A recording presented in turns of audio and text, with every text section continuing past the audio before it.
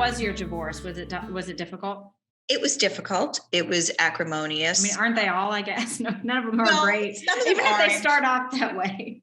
No, I don't think every divorce has to be acrimonious. I think that if people, again, it goes to transparency, and particularly if you have a prenup, and I didn't during my first marriage. So, we were younger and we didn't even think about it. Although in hindsight, it would have made things much easier. And even if you don't have a lot of assets and you're young, it's a good idea to start to think about things and have discussions about finances. And it's a good way to have that discussion, frankly, is to get it in writing and to think about marriage as a financial partnership. And I think people don't think about that until they get to the stage of negotiating their prenup. Absolutely. And when you're young, you're so much in the moment. I mean, I think I was like 25 when I got married. And it's hard to think about because a lot of times you're two young people starting off. Maybe neither one of them has assets unless they have them, from family money. But it's something that you're having to plan for in the future, right? You're having to think about what does life look like in the next 5, 10, 15, 20 years and beyond. But let's take it back. What is a prenup versus a postnuptial agreement?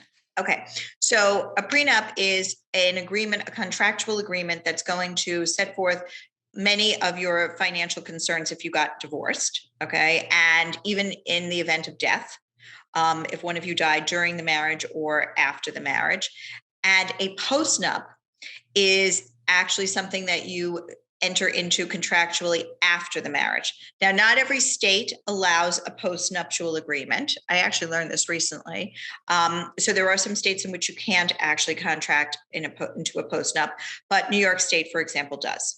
And so sometimes people enter into prenuptial agreements and then things change, to your point, and it might be 15 years later and they might decide that they agree to amend that prenuptial agreement or to change it, and they enter into a postnuptial agreement.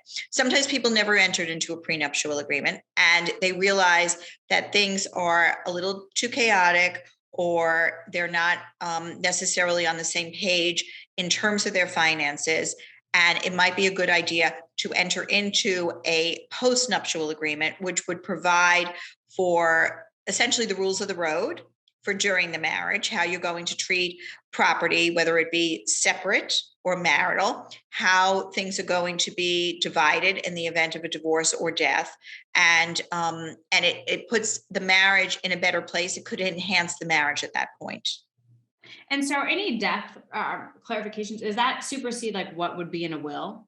It can, depending upon how it is written. So sometimes we write that the will supersede the prenup or the postnuptial agreement, but sometimes we don't actually. Sometimes the prenuptial agreement will actually supersede any will, because then people have certainty as to what the will is going to actually be, essentially. So whether they are going to waive what we call in New York an elective share, which is a little bit complex, but essentially it provides that even if there wasn't a will, if you were married, you would get 1/3 of the other party's estate.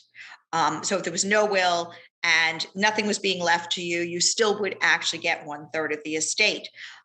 So you can contract out of that, for example, in a prenuptial agreement. You could say, I don't want that, or I'm not going to take that. I'm not going to elect to take my share. And sometimes that happens, particularly in second marriages, where people are leaving their inheritance to children from a former marriage. Sure. So what kind of things specifically get covered in prenups? Let's just say that for now. So essentially, whether something is going to be deemed separate property or marital property. So I think that's the most basic and most important idea in a prenup.